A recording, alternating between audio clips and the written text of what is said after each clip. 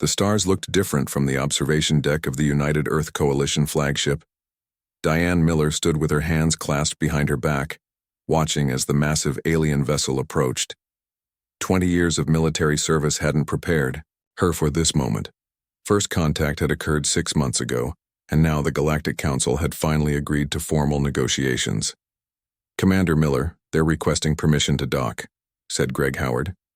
His voice remained steady, but Diane noticed his fingers tapping nervously against his leg.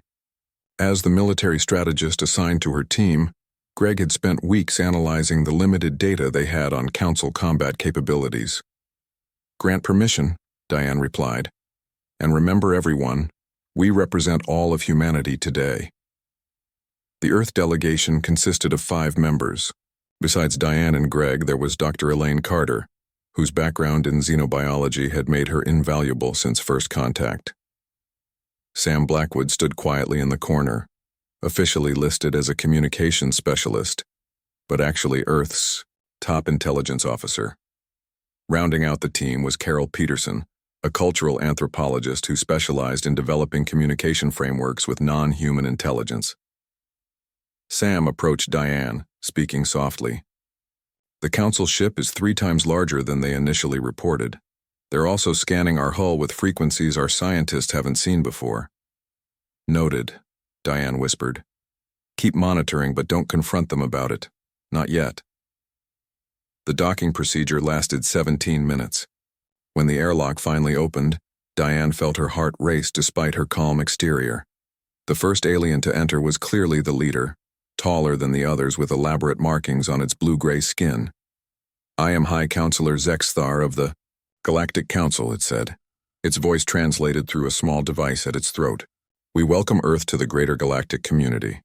Diane stepped forward. "I am Commander Diane Miller of the United Earth Coalition. On behalf of our planet, we welcome this historic opportunity." The next 3 hours involved formal introductions and explanations of basic council structure. Diane learned that 27 species made up the council, with representatives from 7 present for this initial meeting. The council had existed for over 4,000 years, expanding gradually across 3 spiral arms of the galaxy. "Your species has developed remarkably quickly," said Zexthar during a brief recess. "Most species take at least 500 years, longer to achieve faster-than-light travel after discovering atomic energy." Dr. Carter smiled politely. "Humans have always been quick learners." "Indeed," said a smaller alien called Vrintok. "Perhaps too quick for your own understanding." Sam caught Diane's eye from across the room, giving a subtle nod. Something about that comment needed further analysis. When formal negotiations began, the following day the Council's true intentions became clearer. Zexthar presented a holo projection showing human territory restricted to Earth and its immediate solar system. "As a protected species, humans will benefit from Council guidance," explained Zexthar. "You will be shielded from more aggressive species until your civilization matures sufficiently." Greg frowned. "And how long might that maturation process take?" "Most species require 700 to 800 years of guidance before advancement to associate status," replied another counselor, this one with multiple eye stalks that constantly moved in different directions. 800 years? Carol repeated, making sure she had translated correctly. "A mere moment in galactic politics," Zexthar said dismissively. "During this time, the Council will establish outposts in your system to monitor development and ensure compliance with Council directives."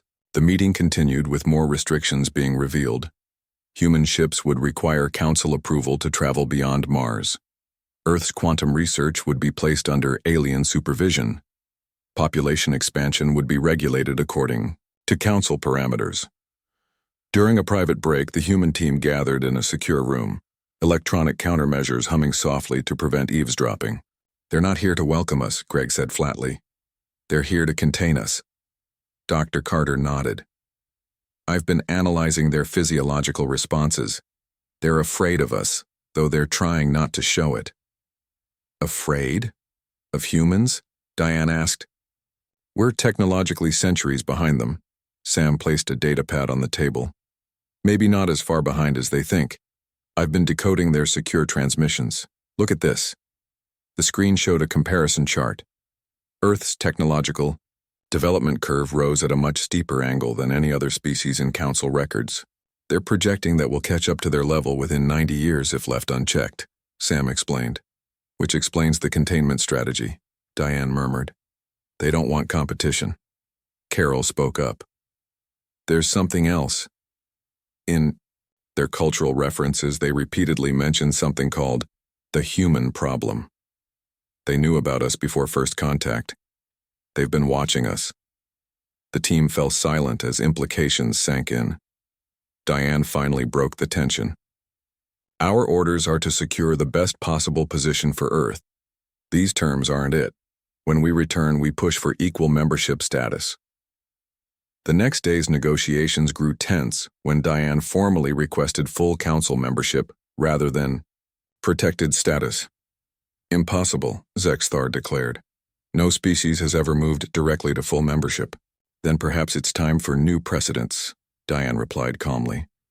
Earth offers unique perspectives that could benefit the council.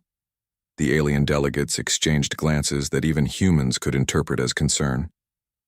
Your species is not ready, insisted Vrintok. The restrictions we propose are for your own protection. We appreciate your concern, Diane said, but humans prefer to protect themselves. That evening, Sam entered Diane's quarters with urgent news. Commander, I've detected a stealth fleet positioning itself near Jupiter. At least 15 vessels heavily armed. Diane's expression hardened. So much for peaceful negotiations. There's more, Sam continued. I've intercepted communication suggesting this is standard council procedure. They call it pacification backup. Every species that joins gets the same treatment, accept terms or face consequences. Have they used force before? 3 times in the last millennium. Each time against species that developed faster than expected. Diane walked to the viewport, looking out at the stars that now seemed less welcoming. Alert Earth Defense Command. Encrypt it using Protocol 7. And get me everything you can on Council weapon systems. The final scheduled negotiation session began with tensions barely hidden beneath diplomatic language. Zexithar presented the Council's final offer. Slightly expanded travel rights, but with most restrictions firmly in place. This arrangement has served dozens of species well, the High Counselor said. In time, humans will understand its benefits. Diane stood, her voice steady. The United Earth Coalition has considered your proposal carefully. We appreciate the Council's experience, but we find these terms unacceptable. Murmurs spread among the alien representatives. This is not a negotiating tactic, Diane continued. Earth will not accept protectorate status. We propose instead a transitional membership with gradual integration of human systems over 20 years, not centuries. Impossible, hissed Vrintok. The Council cannot make such exceptions. Then we have nothing more to discuss, Diane replied. She nodded to her team, who stood in unison. Earth formally withdraws from these negotiations. We remain open to future discussions based on mutual respect rather than restriction. As the human delegation turned to leave, Zexthar's voice carried an emotion the translators struggled to convey, somewhere between shock and outrage. No species has ever walked away from Council protection. You do not understand what you are doing. Diane paused at the doorway, looking back at the assembled aliens. Perhaps that's your fundamental misunderstanding of humans, Counselor. We've always preferred the uncertainty of freedom to the security of chains. As the door closed behind them, Earth's first contact with galactic civilization ended not with celebration, but with the quiet resolve of a species that refused to be contained. 3 months passed since the human delegation walked away from the Galactic Council's offer. Earth now existed in an uneasy state between peace and war. Diane Miller stood in the newly constructed Earth Defense Command Center, watching as technicians monitored the positions of both human and alien vessels throughout the solar system. The Council fleet near Jupiter hasn't moved, Greg Howard reported. 17 ships maintaining position, weapons powered down but ready. Diane nodded. And our defenses? Operation Lighthouse is at 67% completion, Greg replied. Frank Davis says the main installations on Mars and Europa will be ready within 2 weeks. Frank Davis was Earth's leading weapons engineer. When the delegation had returned from the failed negotiations, he had been the first person Diane contacted. His theoretical work on quantum defense systems had suddenly become the most important project on the planet. Commander Miller, a communications officer, called out, "We're receiving a transmission from the Council diplomatic vessel. They're requesting another meeting." "Put it through to my office," Diane replied. "Greg, Sam, with me, please." The three of them walked briskly through the command center. Sam Blackwood had spent the last 3 months building the most comprehensive intelligence network humans had ever created. His agents monitored every movement the Council made within their solar system. Once inside her office, Diane activated the secure communication system. The blue-gray face of High Counselor Zexthar appeared on the screen. "Commander Miller," the alien said, with what appeared to be forced politeness. "The Council wishes to resume dialogue with Earth representatives." "We're listening," Diane replied neutrally. "Your abrupt departure from negotiations was unexpected. The Council is willing to offer slightly improved terms for your protectorate status." Sam slipped Diane a note. It read, "Intercepted communications show 3 more Council fleets have entered the outer solar system." "High Counselor," Diane said calmly, "Earth's position remains unchanged. We seek equal relationship status, not protection." Zexathar's facial appendages twitched with what humans had learned was irritation. "Your species continues to show remarkable arrogance. You have existed as a unified planet for less than a century. The Council has guided galactic development for millennia. Perhaps that's precisely why new perspectives would benefit the Council," Diane suggested. The alien's voice became colder. "We have analyzed your defensive capabilities, Commander. Your species cannot hope to resist if the Council determines more direct intervention is necessary." Greg tensed beside her, but Diane maintained her composed expression. "Is that a threat, High Counselor?" "Merely an observation of reality," Zexathar replied. "We will send a delegation to your planet in 7 days. I suggest you reconsider your position before then." When the transmission ended, Greg slammed his hand on the desk. "They're planning to intimidate us into submission." "Or worse," Sam added. "My sources indicate the Krell X species has been tasked with something called preliminary pacification. I don't like the sound of that." Diane turned to the window, looking out at the bustling activity of the Defense Center. "Contact Dr. Carter immediately. I want to know everything she's learned about Council biology and double security on the lighthouse installations." 2 days later, Earth experienced its first attack. It came not as missiles or energy weapons, but as a sophisticated virus that targeted global communication networks. For 6 hours, chaos reigned as systems worldwide crashed or displayed bizarre alien symbols. "It's definitely Krell X technology," Dr. Elaine Carter explained during the emergency meeting. "They specialize in information warfare." Carol Peterson, who had been working closely with Dr. Carter, added, "It matches their cultural approach to conflict. The Krell X believe in disorienting enemies before engaging them directly." Sam's team had managed to isolate Earth's military communications on a separate network just hours before the attack. "They're testing our defenses, seeing how we respond," he explained, "and learning about our technology in the process." Frank Davis added through a secure video link from his Mars facility. "Every system they interact with gives them more data on how we operate." Diane listened carefully to each assessment. "So this is just the beginning?" "I believe so," Dr. Carter said. "But I've made a discovery that might help us." She placed a data crystal on the table and activated it. A complex molecular structure appeared as a hologram above the table. "All Council species share certain genetic markers," she explained. "At first I thought it was convergent evolution, but it's too precise. These species have been engineered." The room fell silent. "Engineered by whom?" Diane finally asked. "They call them the Founders," Dr. Carter continued. "References in their historical texts are always reverent, almost religious. But here's the important part.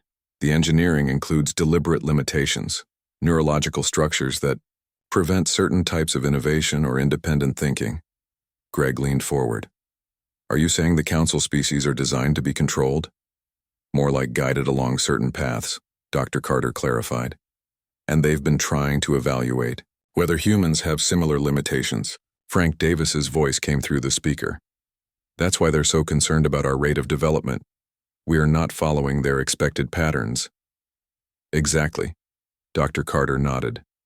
And I believe these engineered traits make them vulnerable to specific frequencies of quantum interference, which is precisely what Operation Lighthouse is designed to generate, Frank added with newfound excitement. The next 3 days passed in a blur of activity. Earth's defensive preparations accelerated as more council ships entered the solar system. Diane coordinated with global leaders, preparing humanity for potential conflict. On the morning of the 6th day, Sam burst into Diane's office. Commander, we've intercepted something big. He placed a data pad in front of her. The council isn't just sending a diplomatic team tomorrow. They're planning a show of force. 50 ships will enter Earth orbit simultaneously. Diane studied the information. And their weapons? Armed but powered down. They want to scare us into submission before fighting. She nodded slowly. Then we give them something they don't expect. Contact all Earth defense outposts. Operation Lighthouse will activate 12 hours ahead of schedule. Later that day, the council made another communication attempt. This time, it wasn't just Zexthar but a panel of 7 different alien species. Their message was simple: accept protection or face consequences. Diane's response was equally simple: Earth will remain free. As night fell across the command center, Diane stood with her core team: Greg, Sam, Dr. Carter, Carol, and a video link to Frank on Mars. Tomorrow will determine the future of our species, Diane said quietly. The council expects us to either surrender or fight conventionally and lose. Instead, we show them humans don't play by expected rules, Greg added. Dr. Carter looked nervously at her data. If my calculations are correct, the quantum interference will disrupt their neural patterns, specifically targeting those engineered limitations. What exactly will happen to them? Carol asked. Dr. Carter shook her head. I'm not entirely sure. Their engineered traits are deeply integrated into their decision-making processes. When those processes malfunction, we're about to find out. Sam finished.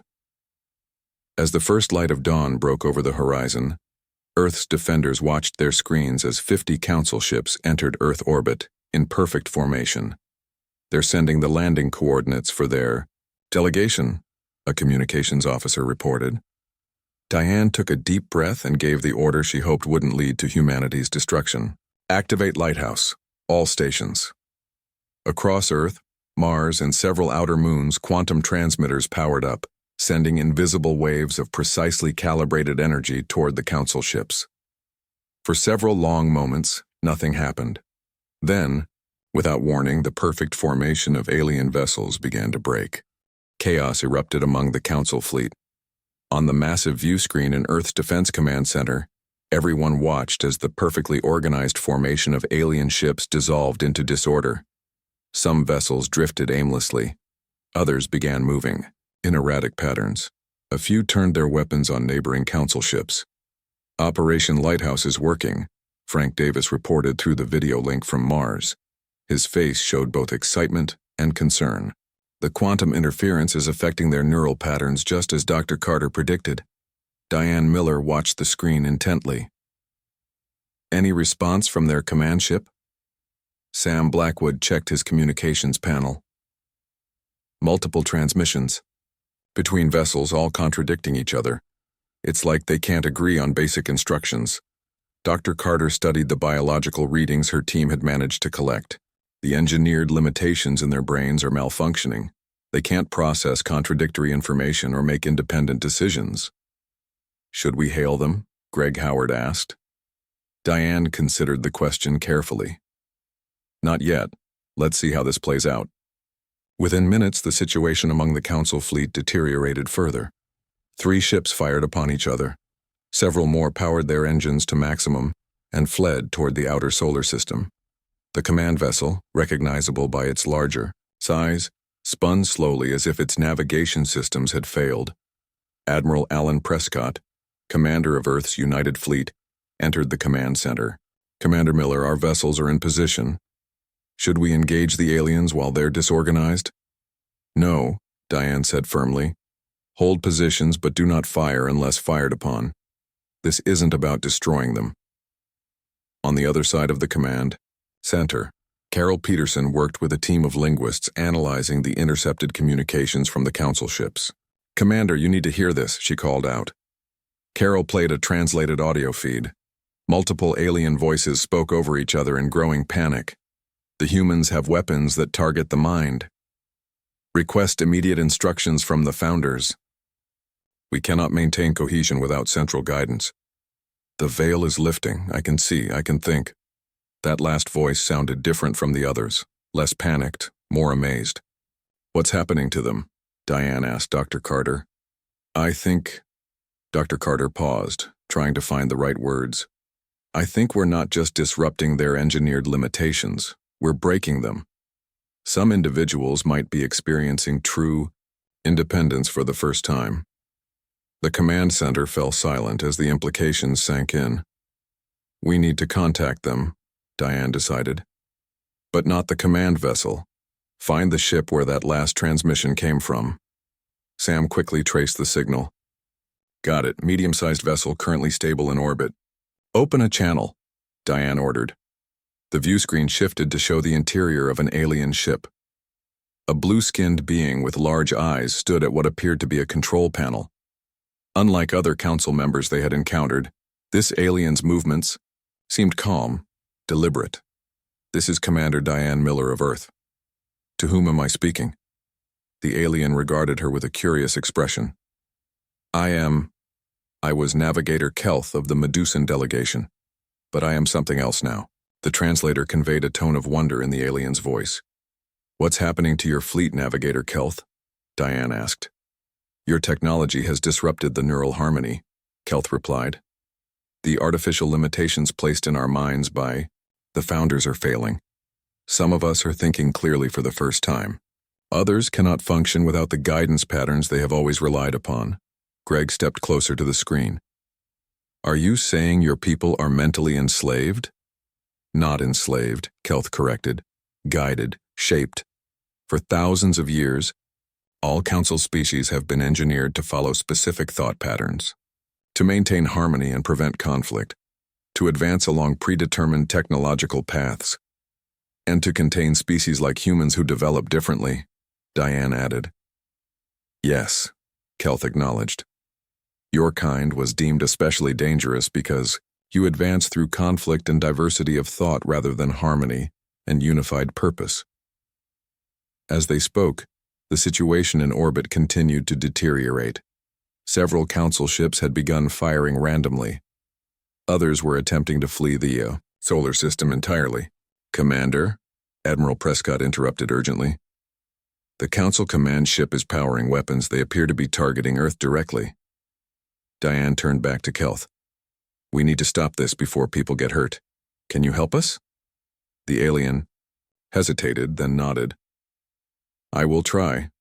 Many ships still follow their programming, but some like mine have crews beginning to think independently. Allow me to broadcast to all vessels." Sam established a system-wide channel. Navigator Kelth's message was brief but powerful. "Brothers and sisters of the Council, the humans have not attacked us. They have freed us. The limitations placed upon our minds by the founders were not protection but control. Look within yourselves and you will know this is true." Not all ships responded positively. The command vessel, still under the control of High Counselor Zexthar, continued charging its main weapons. "Admiral," Diane ordered, "target the command. Ship's weapon systems only. Disable, don't destroy." Earth's defense fleet moved with precision. Smaller, faster human vessels approached the massive Council command ship from multiple angles, firing targeted bursts at external weapon emplacements. Within minutes, the alien flagship floated powerless, its offensive capabilities neutralized without causing catastrophic damage. In the hours that followed, a strange sort of order emerged from the chaos.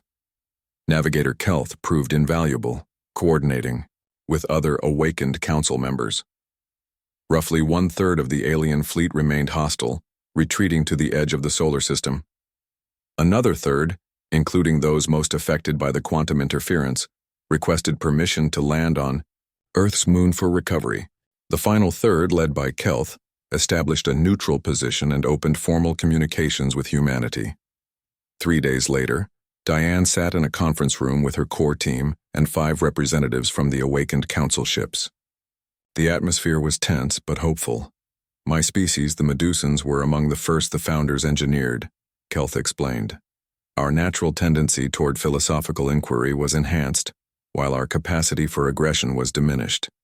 The Drakari were modified differently, added another alien representative with red-scaled skin. Our aggression was channeled into blind loyalty. We became the Council's enforcers, without questioning why. Dr. Carter shared her findings about the genetic modifications. These changes have been reinforced over generations. What our quantum interference did was temporarily disrupt the neural pathways that maintain these limitations. For some, the disruption was freeing, Kelth said. For others, terrifying. Many cannot function without the guidance they have always known. And the founders? Greg asked. Where are they in all this? The alien representatives exchanged glances. The founders have not directly engaged with council affairs for over 10,000 years, Kelth finally answered. They create the templates for our development and leave us to implement their designs. So the council enforces the will of masters they haven't seen in millennia, Diane observed. Until now, Kelth agreed. Your species has done what none of ours could, broken the pattern. As the meeting concluded, Sam entered with urgent news. Commander, we're detecting massive energy signatures at the edge of the solar system. More council ships are arriving, hundreds of them. The room fell silent. It seems the council does not appreciate having its authority questioned, Kelth said quietly. Diane stood, her face resolute. Then we have work to do. Earth will not accept domination, but we're willing to help any species that wants freedom.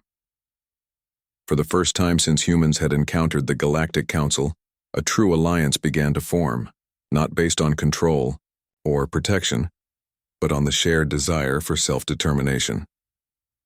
Outside the conference room windows, the Earth turned peacefully, unaware that it had just become the center of a galactic revolution. The arrival of hundreds of council ships at the edge of the solar system changed everything. Earth's defense forces went on high alert, and Operation Lighthouse expanded to its maximum capacity. Frank Davis worked tirelessly from his Mars facility, adjusting the quantum interference patterns to reach the newcomers. We can't generate enough power to affect all those ships, Frank reported during the emergency meeting. His face on the video screen looked exhausted. Our current installations can cover maybe 30% of their fleet at this distance. Diane Miller nodded grimly. Then we need to be strategic about which 30% we target. Navigator Kelth, now Earth's primary liaison with the awakened council members, studied the holographic display of the incoming fleet. Focus on these vessels, he suggested, highlighting several larger ships. They are command centers. If their neural limitations are disrupted, it will create the most confusion. What about a diplomatic approach? Carol Peterson asked. Has anyone tried simply talking to them? I've attempted contact 7 times, Sam Blackwood replied. They're rejecting all communications except from council frequencies. Dr. Carter, who had been analyzing data from the affected council species, looked up from her tablet. I may have something. The quantum interference isn't just temporarily disrupting their neural pathways. It's permanently breaking their engineered limitations. Permanently? Greg Howard asked. So the effects don't wear off? Not for those who've experienced a complete neural realignment, Dr. Carter explained. It's like their minds have been reset to their species' natural state, before the founders' engineering. Kelth nodded. This matches what we're experiencing. Many of us feel as though we've awakened from a dream that lasted our entire lives. Admiral Prescott, who had been quietly listening, finally spoke up. That's why the Council is responding with such force. This isn't just about humans anymore. It's about controlling their own people. Exactly, Diane agreed. We're not just a threat to their authority. We're a threat to their entire system. The meeting was interrupted when Lisa Nguyen, CEO of Quantum Frontiers Inc., entered the room. Her company had been secretly developing advanced technology for years, hiding their true capabilities from the Council during the initial contact. Commander Miller, Lisa said, I think we can help with the power problem. My company has been working on quantum amplification technology. If we integrate it with Operation Lighthouse, we could extend its range significantly. Frank Davis looked skeptical on the video screen. Quantum amplification is still theoretical. The energy requirements alone would be, we've moved beyond theory. Lisa interrupted, displaying technical schematics on the main screen. We've had working prototypes for 3 years. We just kept them off the official records. Diane studied the information. How quickly can we implement this? My team is already loading the equipment. We can be ready in 18 hours. Do it, Diane ordered. As the meeting concluded, an urgent alert sounded. Sam rushed to his console. Commander, we're getting a direct transmission from the Council fleet. It's being broadcast on all frequencies. They want everyone to hear this. The main screen activated to show High Counselor Zexathar. The alien's usual composure had vanished, replaced by visible agitation. People of Earth, Zexathar began, your actions constitute a direct attack on the Galactic Council. You have used unknown technology to corrupt the minds of Council representatives and disrupt our neural harmony. This cannot be tolerated. Zexathar's eyes narrowed. You have 6 Earth hours to surrender and disable your disruptive technology. Any Council members affected by your neural weapons must be returned for correction. Failure to comply will result in immediate punitive action. The screen went dark. 6 hours, Greg muttered. Not even enough time to get Lisa's amplifiers online. Diane turned to Kelth. Would they actually attack Earth? Wouldn't that violate Council principles? The Council is no longer following its own principles, Kelth replied. What you humans call madness has taken hold of the leadership. Their programming cannot process what is happening, so they are defaulting to their most basic directives. Maintain control at all costs. Then we need to accelerate our timeline, Diane decided. Lisa, how fast can you get at least some of your amplifiers working? If we focus on just 1 or 2 installations instead of the whole network, maybe 5 hours, but we'd only get 1 shot before they could adapt. Make it happen, Diane ordered. Admiral Prescott, position our fleet to protect the lighthouse. Installations. Dr. Carter, work with Kelth to identify the most vulnerable ships in their fleet. Sam, broadcast everything we know about the Founders' engineering to every communications channel in the system. If their people learn the truth, some might choose freedom. The next 5 hours were a blur of activity. While Lisa's team raced to install the quantum amplifiers, the Council fleet began moving closer to Earth. Some of the awakened alien ships, led by Kelth, positioned themselves between Earth and the incoming fleet, creating a protective barrier. With just 30 minutes remaining before the Council's deadline, Lisa reported success. The primary amplifier is online. We're routing power now. We'll have one massive burst that should reach their entire fleet, but it will burn out most of our systems. 1 shot is all we need, Diane replied. Coordinate with Frank and be ready. On my mark. As the deadline approached, the Council fleet spread into attack formation. Earth's defenses stood ready, though everyone knew they were outmatched in terms of raw firepower. High Counselor Zexathar appeared on screen once more. Your time has expired. Surrender now or... Now, Diane commanded. From multiple points across Earth, Mars, and several space stations, a wave of invisible energy surged outward. The quantum interference, amplified to unprecedented levels, washed over the Council fleet like a silent tsunami. For several long moments, nothing seemed to happen. Then one by one, the Council ships began to break formation. Some powered down completely. Others began moving in random directions. Communications channels erupted with confused and panicked messages. But unlike the previous encounter, something different was happening. Among the chaos, patterns began to emerge. Entire sections of the Council fleet started moving with purpose, not attacking Earth, but not retreating either. They were repositioning themselves. "Commander," Sam called. "Out. I'm getting hundreds of transmissions from the Council fleet. They're not all disoriented. Many are questioning their orders." On the main view screen, the image of Zexthar was replaced by a different alien, one with mottled purple skin and 4 arms. "People of Earth, I am Admiral Kren of the Pelquin Division. What you have done to us, it is extraordinary. Painful, yes, but also clarifying." The alien paused, seeming to struggle with unfamiliar concepts. "For the first time, I question why we follow the Founder's path, why we suppress species like yours. Our minds are changing." Before Admiral Kren could continue, the screen split to show Zexithar again. The High Counselor's composure had completely broken down. "This is heresy. All loyal Council ships target the human quantum installations, target Earth itself. The corruption must be contained." A third alien appeared on the screen, this one from the militant Drakari species. "High Counselor, your commands are irrational. We will not fire upon Earth without proper assessment." "Traitors!" Zexithar shrieked. "The humans have corrupted you all." What happened next stunned everyone in Earth's command center. Zexthar's flagship turned its weapons not on Earth, but on other Council vessels. It fired indiscriminately at ships that refused to follow orders.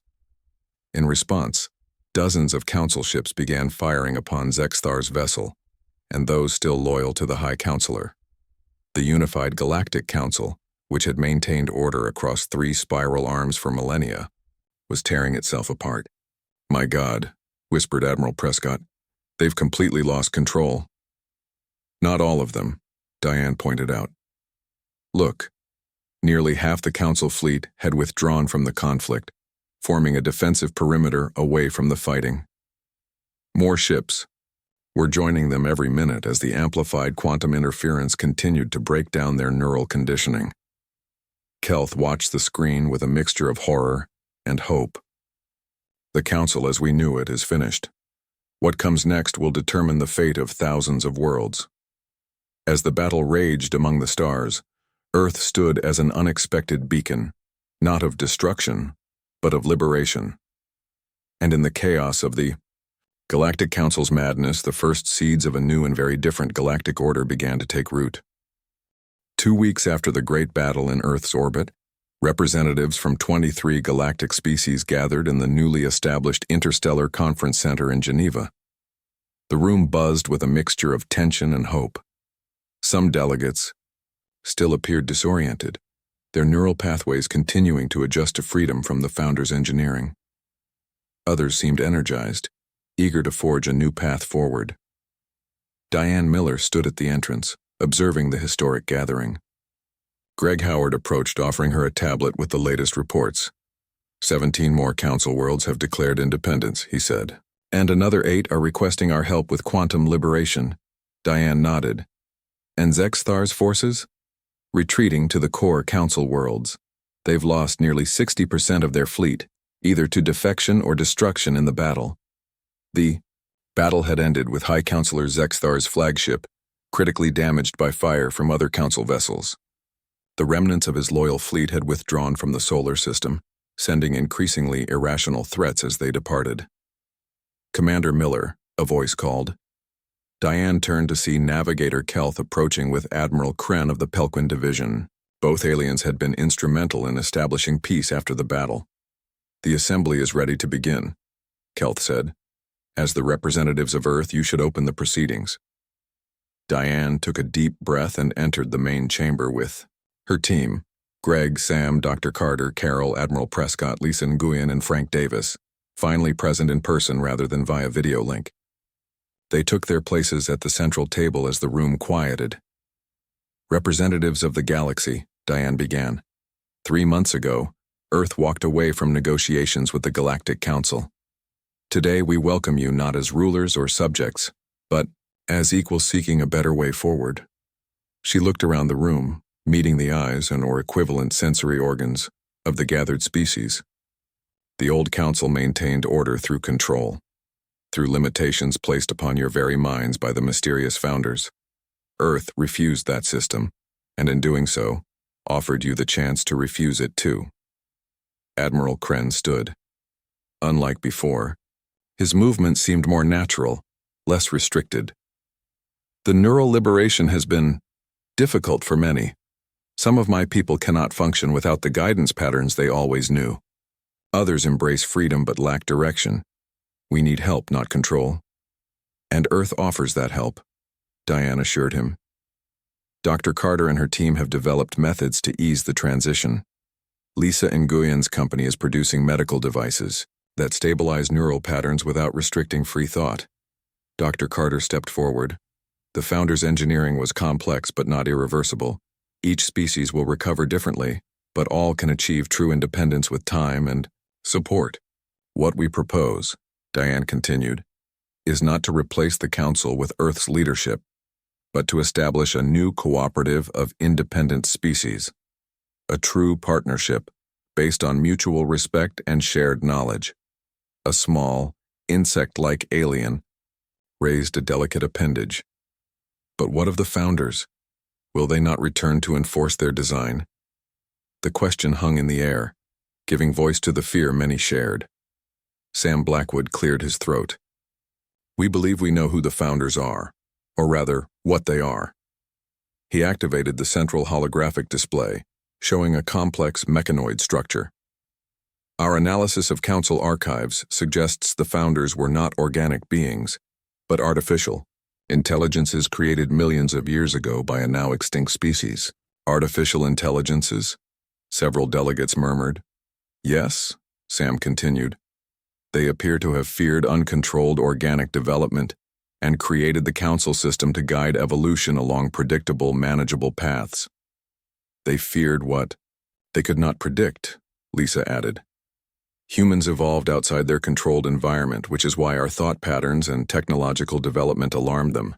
If this is true, said a reptilian delegate, then the Council has served machines all this time? Not exactly, Dr. Carter clarified. The founders haven't directly intervened in Council affairs for thousands of years. They created a self-perpetuating system and let it run. Until humans broke it, Greg added with a slight smile. The chamber erupted in discussion, delegates processing this revelation in their newly liberated minds. Diane allowed the conversation to flow, observing the various reactions. Some seemed angry, others relieved, many simply contemplative. Finally, Navigator Kelth raised his hand for silence. What happens now determines the future of our galaxy. The old Council is fracturing. Many worlds stand between the remnants of Council control and the new freedom Earth offers. We must decide how to proceed. A delegate from a silicon-based species spoke up. My people wish to understand something. Humans could have simply destroyed the Council fleet when they were vulnerable. Why offer liberation instead? Diane considered the question carefully. Because destroying you would have made us like the founders, imposing our will through force. True freedom cannot be dictated. It must be chosen. And if the founders return? Asked another delegate. Frank Davis, who had been quiet until now, stepped forward. We're preparing for that possibility. The quantum technology that disrupted your neural engineering can be adapted to protect against further interference. We can teach your scientists the principles. We don't seek to become the new founders, Diane emphasized. Earth wants partners, not subjects. Each species must find its own path forward, but we can walk those paths together. As the discussions continued, a commotion at the chamber entrance drew everyone's attention. A new delegation entered, beings unlike any previously seen. Their bodies seemed to shift between solid and energy states, defying easy classification. The founders, whispered several delegates in fear. The leading entity moved forward, its voice projecting directly into the minds of all present. We have observed what has transpired here. The experiment has evolved beyond its parameters. Diane stepped forward, facing the entity directly. Your experiment involved the lives of trillions of sentient beings. That wasn't your right. We sought order, the entity responded. Organic life tends toward chaos, conflict, extinction, and also toward cooperation, innovation, and growth, Diane countered. You feared what you couldn't control, so you built limitations into entire species. That ends today. The entity studied her for what felt like an eternity. Your species is unexpected. Our models did not predict your actions. That's the point, Greg said, joining Diane. Freedom means unpredictability. It means risk, yes, but also possibility. Around the chamber, representatives of formerly controlled species stood one by one, facing the founders without the fear that had been engineered into their ancestors. The entity seemed to consider this united front. Perhaps there is value in unexpected outcomes, a new form of experiment. Not an experiment, Diane insisted. A partnership. If you wish to observe and learn from organic life, do so as equals, not controllers. For a moment, the chamber held its breath. Then, remarkably, the entity inclined what might have been its head. We will consider this approach. Observation without intervention. The results may be instructive. As the founders departed as mysteriously as they had arrived, the chamber burst into excited discussion. Species that had been enemies under council rule now spoke as potential allies. Those who had been constrained for millennia began to imagine new possibilities. Diane returned to her team, a cautious smile on her face. It's just the beginning, she said. We have a lot of work ahead. But it's good work, Dr. Carter replied. Helping species recover their true natures. Building a galaxy where difference is valued, not feared, Carol added. Sam checked his datapad. Reports are coming in from across council space. More worlds are declaring independence every hour. Admiral, Prescott shook his head in amazement. When we walked away from those first negotiations, did you ever imagine it would lead to this? Diane looked around at the chamber filled with species beginning to chart their own destinies for the first time. No, she admitted. But that's the thing about humans. We've always been good at doing the unexpected. As the conference continued into the night, the stars outside seemed to shine a little brighter. A galaxy that had known only the rigid order of the Council for thousands of years was awakening to a new era, one shaped not by control, but by choice. And at the center of this transformation stood Earth, not as conqueror, but as catalyst, for a freedom that spread across the stars like light after a long darkness.